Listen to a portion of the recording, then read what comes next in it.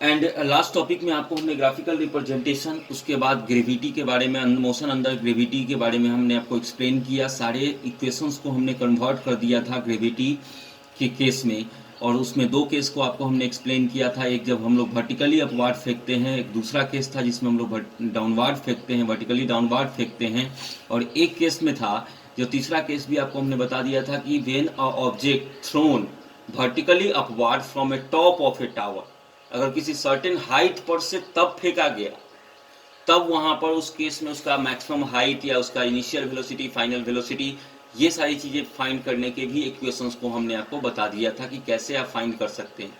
Time of ascent, time of descent, time of flight and the maximum height. अगर एक particle को you velocity से अगर फेंका गया, तब वह कितनी देर तक हवा में रहेगा, टाइम ऑफ फ्लाइट में हम लोग फाइंड कर सकते हैं। ये सारी चीजें हमने आपको एक्सप्लेन किया था।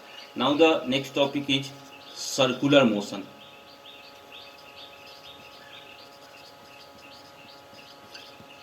सर्कुलर मोशन को आप समझिए, एक चीज याद कीजिए कि आपको हमने एक्सेलरेशन बताया था, और एक्सेलरेशन बताया था तो आपको एक चीज मिथ के बारे में, एक मिसकंसेप्शन के बारे में बताए थे कि हमेशा वेलोसिटी ही बदले तो ही एक्सेलरेशन नहीं बदलेगा। ये जरूरी नहीं है।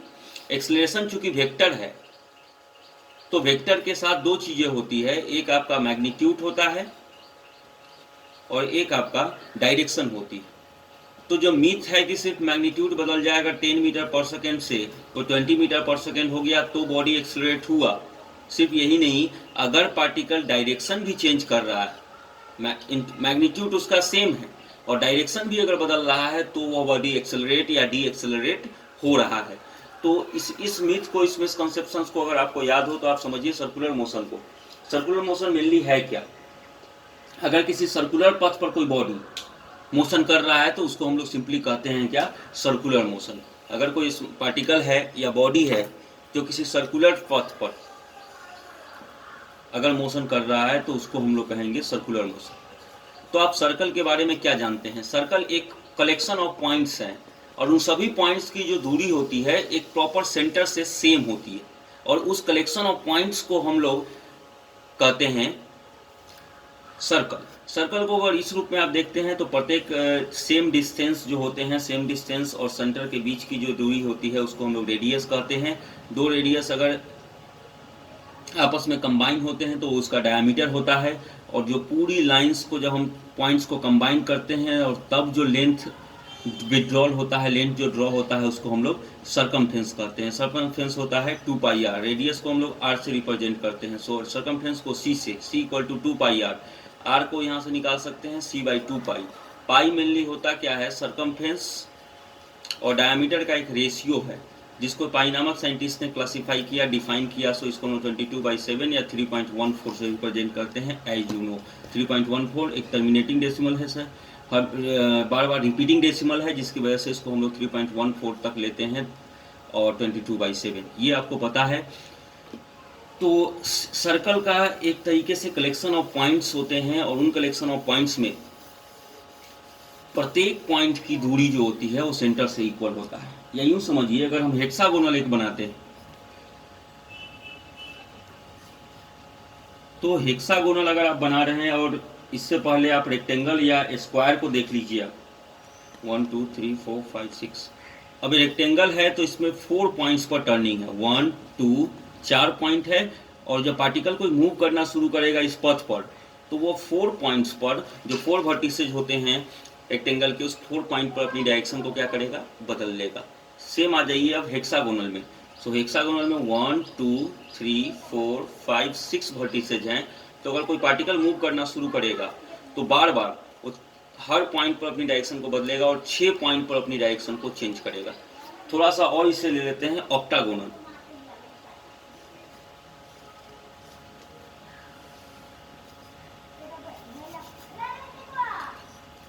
रेगुलर ऑक्टागोनल यहाँ पर एक हम लोग ले रहे हैं।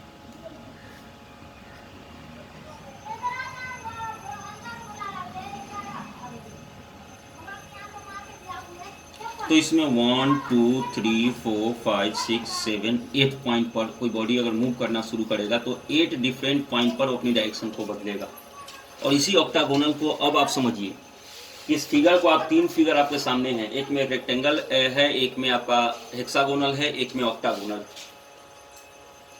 Consider a body running along a regular hexagon track, जैसा कि आप फिगर में देख रहे हैं, and the body runs along the side of the hexagon at the uniform speed ही मान लेते हैं। He has take a run at the each corner changing direction but keeping the speed same. अगर मान लेते हैं कि वो पार्टिकल हमेशा अपनी स्पीड को सेम रखे हुआ है, लेकिन प्रत्येक एज की जगह पर सेम वेलोसिटी का मैग्नीट्यूड है, लेकिन प्रत्येक एज पर अपनी वेलोसिटी क्या कर रहा है, वो चेंज कर रहा है। सो रेगुलर हेक्सागोन में अगर वो मूव कर रहा है, they change their direction 6 times. If they are moving in the regular octagon track, they speed will be uniform, but he changed the direction 8 times, 8 turns in one round and the regular intervals, but the ये जैसे जैसे आप side, इसमें क्या होगा कि number of side को आप इंक्रीज करते जाइएगा, रेगुलर पॉलीगॉन जो होगा उसमें उतने ज़्यादा टर्न्स बढ़ते जाएंगे, नोनागॉन होगा, डेकागॉन होगा, और जैसे जैसे हम लोग नंबर्स ऑफ साइड को बढ़ाते जाएंगे, टर्न्स क्या हो जाएगा, बढ़ते चला जाएगा, और पर राउंड में, एक राउंड में अगर 8 हैं तो पर राउंड में वो टर्न्स और ज़्यादा हो जाएंगे, more intervals between the turns. And तो सर्कल यहाँ पर क्या है, सर्कल भी एक बहुत सारे टर्न्स होंगे, क्योंकि बहुत सारे पॉइंट्स का कलेक्शन है सर्कल, और प्रत्येक पॉइंट पर जब पार्टिकल मूव कर रहा होगा तो उसमें क्या होगा कि सर्कल का प्रत्येक पॉइंट पर उसकी डायरेक्शन जो होगी वो चेंज होगी। So direction change will be continuously. अगर स्पीड उसका कांस्टेंट भी है तो डायरेक्शन उसका हमेशा क्या हो रहा है, सर्कुलर मोशन पे बदल रहा है। सर्कुलर मोशन में उसकी हमेशा ही डायरेक्शन प्रत्येक पॉइंट पर बदल रही है।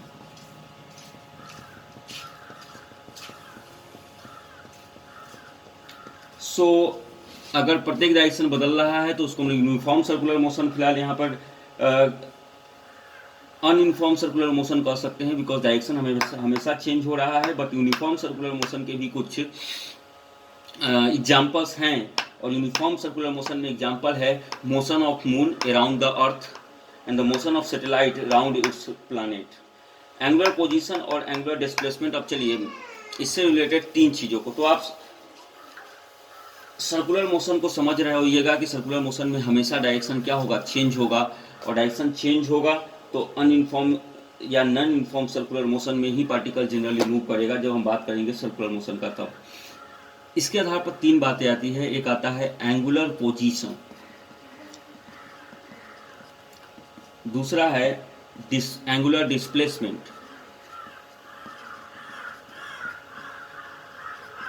और तीसरा है एंगुलर वेलोसिटी।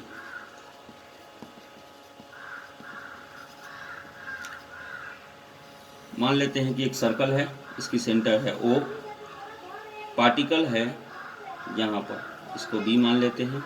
एक रेफरेंस रेडियस हमेशा हम लोग लेते हैं इसको फाइंड करने के लिए। मान लेते हैं कि रेफरेंस रेडियस के साथ और उस पार्टिकल का जो पोजीशन है उसके बीच में एक एंगल बन गया थीटा। सो एंगुलर पोजीशन क्या है, तो जो angle made by radius to the particle with the reference radius is known as angular position. यहाँ पर रेफरेंस रेडियस कौन है, OA है।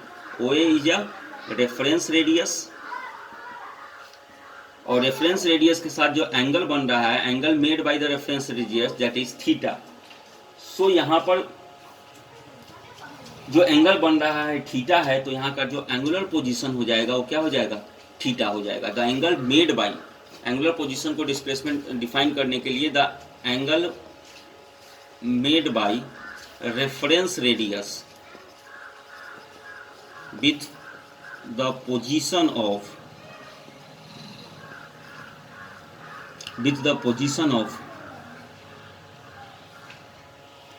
पार्टिकल। तो यहाँ पर थीटा क्या हो जाएगा, आपका एंगुलर पोजीशन हो जाएगा। Next angular displacement. Angular displacement का मतलब क्या है, एंगुलर डिस्प्लेसमेंट का मतलब है कि जो चेंज इन पोजीशन होता है। डिस्प्लेसमेंट का ही बेसिक मतलब क्या होता है, चेंज इन पोजीशन। सो यहाँ पर अगर हम मान लेते हैं कि पार्टिकल ये इसका y एक्सिस और a इसका x एक्सिस, अब इसमें t टाइम पर यहाँ था particle with a angle theta,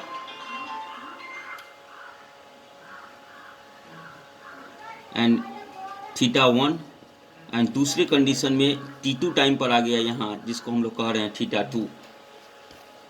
अब यहाँ पर जो दोनों के बीच का डिफरेंस है, इसको हम अगर डेल्टा थीटा कह देते हैं, यानी दोनों एंगल का ये बड़ा वाला एंगल, ये छोटा वाला एंगल, ये हो गया, और ये दोनों के बीच का डिफरेंस हो गया बड़ा वाला, और उसमें से इसको माइनस कर देंगे तो बच जाएगा कौन सा एंगल, ये एंगल। तो इसको हम अगर डेल्टा थीटा कह रहे हैं, तो यहाँ पर जो चेंज इन थीटा 1, अगर मान लीजिए कि एंगुलर पोजीशन, इसको थोड़ा सा इरेज कर देते हैं, वेट कीजिए।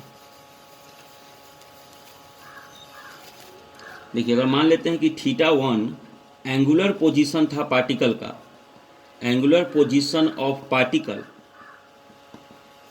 Eight time t1, and theta 2 angular position at time t2। तो इस केस में जो डेल्टा t होगा वो क्या होगा, t2 माइनस t1, एंड हम लोग डेल्टा थीटा क्या होगा, तो theta 2 minus theta 1, angle made by the at time t1 minus angle made at time t2। So यहाँ पर थीटा 2 माइनस थीटा 1 कर सकते हैं। सो यहाँ पर जो एंगुलर जो आपका क्या कहते हैं, चेंज इन जो पोजीशन हो रहा है, उसी को हम लोग कहेंगे एंगुलर डिस्प्लेसमेंट। सो डेल्टा थीटा जो होगा वो यहाँ पर थीटा 2 माइनस थीटा 1 है, जो कि वैलिड होगा लार्ज नंबर के लिए। डेल्टा थीटा उसको हम लोग कह सकते हैं, एंड इस केस में जो चेंज इन पोजीशन है वो क्या है, डेल्टा थीटा है। सो डेल्टा थीटा ही यहाँ पर क्या हो जाएगा, एंगुलर डिस्प्लेसमेंट हो जाएगा। यानी जितना चेंज हुआ एंगल्स में, उसको हम लोग डेल्टा थीटा से यहाँ पर रिप्रेजेंट कर रहे हैं, और डेल्टा थीटा को ही हम लोग कहेंगे क्या, एंगुलर डिस्प्लेसमेंट। एंड नेक्स्ट होता है एंगुलर वेलोसिटी। तो आप जानते हैं कि change in position with respect to time, that is called velocity. So change in displacement या चेंज इन पोजीशन क्या है, डेल्टा थीटा, और चेंज इन टाइम क्या है, delta t. So delta theta by delta t, that is called angular velocity. That means the angular velocity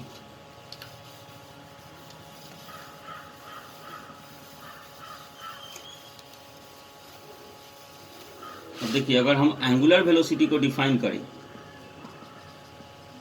तो change in position हुआ delta theta, और change in time delta t, that is called angular velocity, and it's denoted by T. Generally हम लोग capital T से angular velocity को denote करते हैं, sorry angular velocity को टी से नहीं करते हैं, सॉरी एंगुलर वेलोसिटी को हम लोग ओमेगा से डिनोट करते हैं, मिस हो गया है, कि ओमेगा से हम लोग डिनोट करते हैं, इस सिंबल को हम लोग ओमेगा बोलते हैं।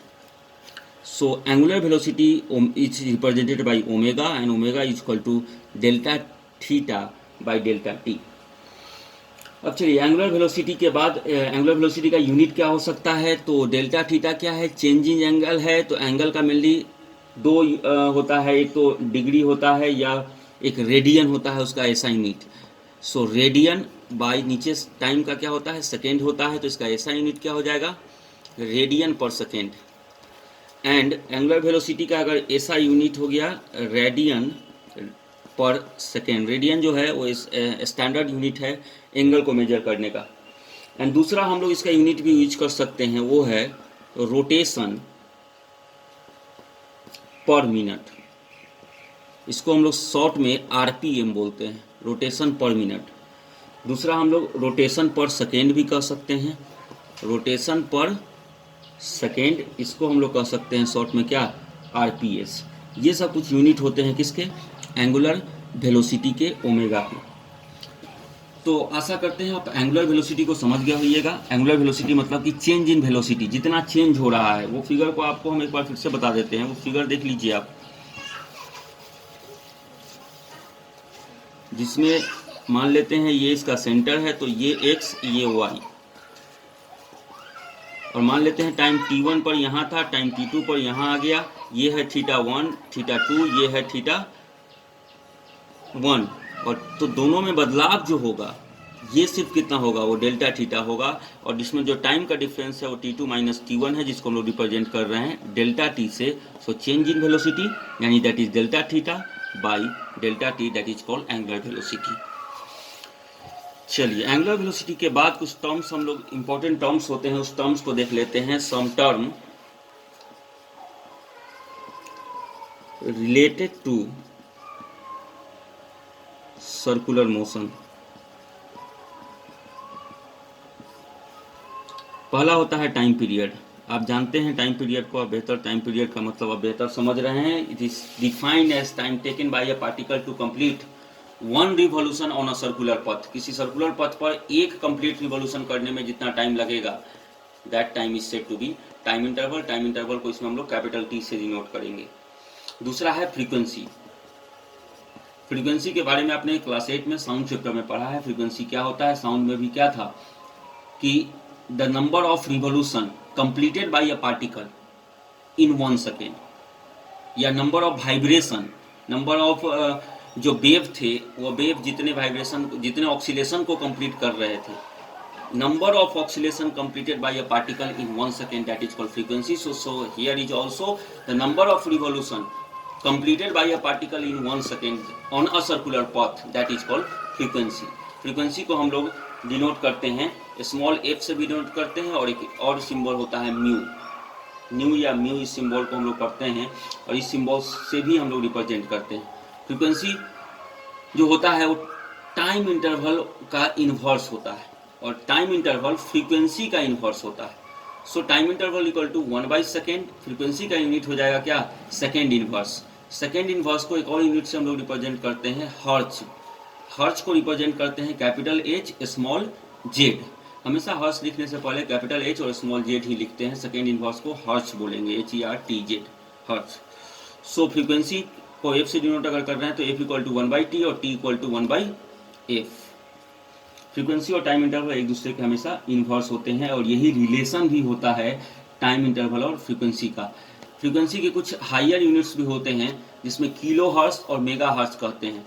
किलो हर्ट्ज का मतलब होता है KHZ, और मेगा हर्ट्ज को हम लोग शॉर्ट में डिनोट करते हैं MHZ, megahertz. So kilohertz और megahertz, 1 kilohertz equal to होता है 10 टू द पावर -3, और 10 टू द पावर 3, और मेगा हर्ट्ज का होता है 10 टू द पावर 6 हर्ट्ज.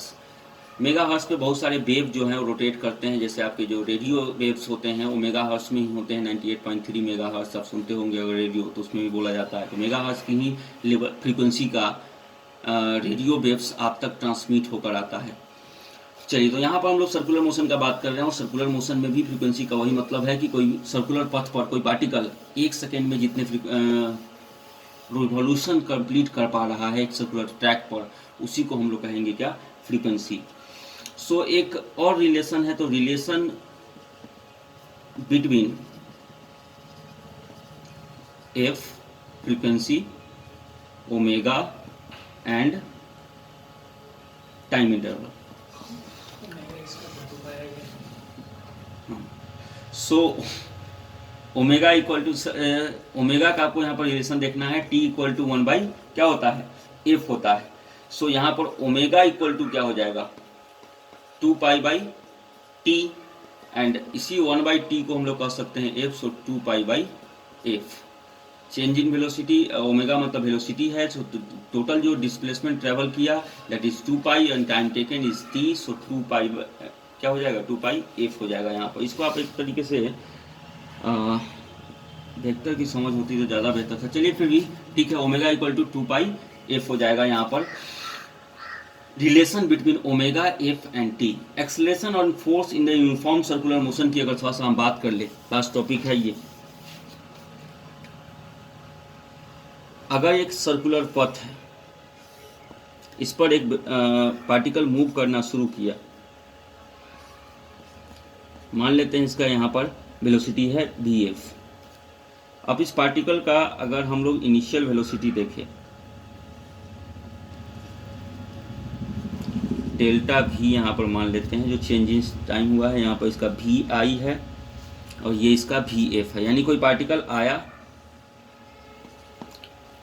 और अब सर्कुलर मोशन करना शुरू कर दिया. उसका इनिशियल वेलोसिटी था vi और फाइनल वेलोसिटी है vf, और दोनों के बीच में वेलोसिटी में जो बदलाव हुए that is delta v. So any change of the velocity, speeding up, slowing down और turning a corner is an acceleration. ये बात आप समझ रहे हैं कि कहीं किसी डायरेक्शन में बदलाव आएंगे या उसके वेलोसिटी में भी कोई बदलाव आएगा, तो दोनों ही केस में क्या होगा कि एक्सेलरेट करेगा body. So we can able to distinguish difference of the kind of acceleration by the motion assigning a direction to the acceleration, and the acceleration is a vector. If you are traveling in a straight line and speed up your change in velocity, that is delta v, in the direction you are going, then your acceleration is also that direction. This is the first rule of the direction of the acceleration. अगर आप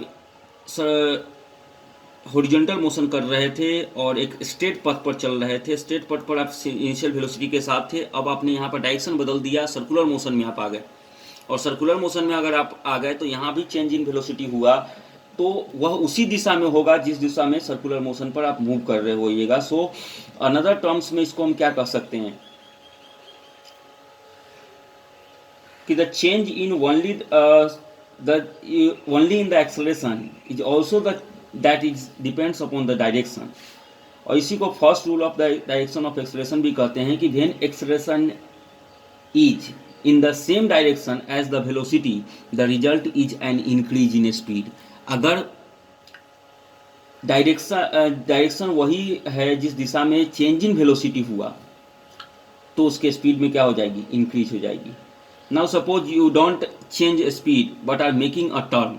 अगर यहाँ पर velocity नहीं बदल रहे हैं और सिर्फ टर्न्स ले रहे हैं, this is the change in the velocity and acceleration. And figure में आप देख सकते हैं how you find the direction of the acceleration. The dotted line shows that, ये जो लाइन है आपको, यह आपको रिप्रेजेंट कर रहा है कि the path of the car would be its motion were not accelerated, and that is if the travel at the constant speed in a straight line, and the arrow is a vector representing the change in the velocity of the car, that is the vector must be added to the old velocity and get a new velocity.